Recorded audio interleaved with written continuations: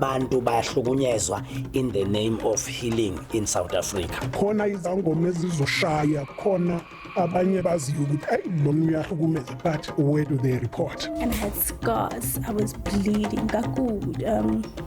Imvubu. Athi, now I need to sleep with you ukuthi siyenze the final phase. Waripa umntwana waripa ninja.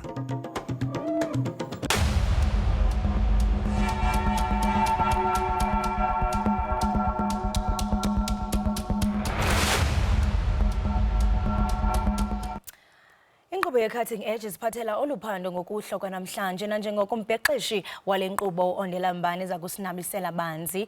Ondela, masikubulise sikwamkele SABC Lihayi sibambe ngazimini ngexesha lakho. Masibulele ngokuliba nisiphe elithuba eSABC Lihayi. Nishukuqa umcimbi onobzaza kakhulu apho sibona ukuxhatshazwa kwabo baqala ukuhamba uhambo lokuthwaswa. Mhlambe nifumanise ntoni xa niphanda lengxelo? Uninzi ke lwabantu abamnyama kanje ngokuba usitsho singabantu abanesiphiwo okanye ingulo emhlophe okanye isiphiwo sobugqirha apho bani uye athi ukuze abe uyayigqiba indlela yakhe kufuneke abe nomkhokheli okanye lento sithi ilikhankatha. Uyathathwa ke ubani kube khona ixesha elithile ekuye kufuneka into ba angabikho apha phakathi kwethu thina singabantu ayokuhlala nekhankatha eli lakhe. Esikufumanisayo ke kuphando lwethu esithe sakrwecwa ngabantu abasele beyihambile lendlela kukuxhatshazwa kwabo, kukuphathwa kabo kwakubi ngamakhankatha lawo. Kukhona umama othi apha uye wadlwengulwa yena.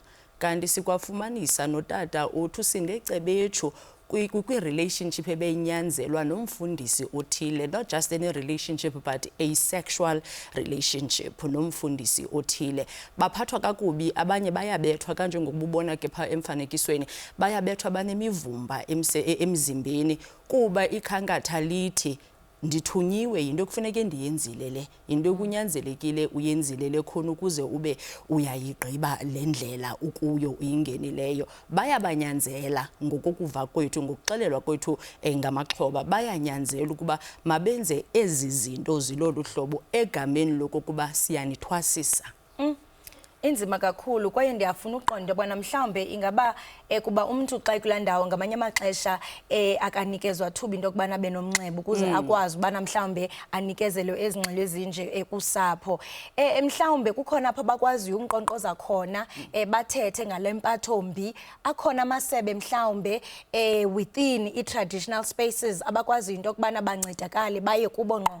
Ukhona umbutho oyi-Traditional Healers Association abathi bakwazi ukuya kuwo uyokhala ndokuba kukho lengxaki lohlobo, sifumana lempatho ilohlobo. Uyawukhumbula ke kuMzantsi Afrika ikhona nekomishoni yamalungelo abantu apho bani akwaziyo ukuyokhala khona ukuthi lilungelo lam kakade njengommi woMzantsi Afrika into yokokuba mandibe nenkolo ethile yam endikholelwayo kuyo. Ngoko ke ndifumanisa into yokokuba kule nkolo yam ndiphethwe ngolu hlobo, ngoko uncedo ndingalufumana lube yintoni.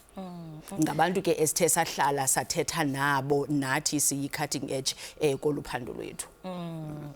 Ondela, masibambe ngazibini ngexesha lakho, ngenxa yexesha funeke sibaleke siye kwikomishoni kaMadlanga, kodwa ke sizabe sibukele i-Cutting Edge. Enkosi kakhulu. Behlala indlebe nombhexeshi wenkqubo i-Cutting Edge uOndela Mbane.